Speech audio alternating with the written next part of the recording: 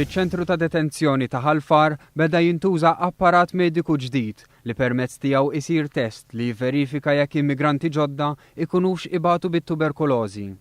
Tikkonferma dan Dr. Charmaine Gauci li qed tmexxi dan il-proġett. Dan l-apparat aħna nkun nistgħu naħdulhom X-ray tas-sider bekk ikun hemm tuberkulożi attiva nkun nistgħu naqbduha mill-ewwel u nkun nistgħu nieħdu l-azzjoni meħtieġa. Dan l-apparat beda jitħaddem mill-ewwel ta' Lulju bilan li jassigura li ma jiżdidux il-kwijiet u l-ħinijiet ta' stennija fl-Isptar Mater Dei u fl-istess ħin biex jiġi evitat it-tixrid ta' mart infettiv.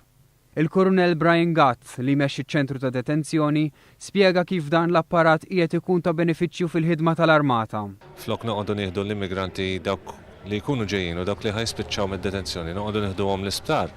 Inna qed neħħejna dan l-iskariġġ. Id-Direttorat tal-Promozzjoni tas-Saħħa u l-Prevenzjoni tal-Mart ingħata madwar 700,000 euro fondi mill-European Refugee Fund Emergency Measures sabiex fl-Ister Barracks f'Ħalfar jitwaqqaf unit ta' X-ray diġitali.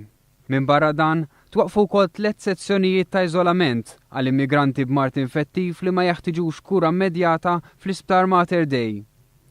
Dawn is-sezzjonijiet ta' iżolament li fihom 12 sodda kull wieħed bdew jintużaw fis-sigħat li għaddew minn uħud mill-immigranti li daħlu Malta nhar l-Erbgħa minħabba li fosthom kien hemm każijiet ta' ġidri rrieħ u skabbja.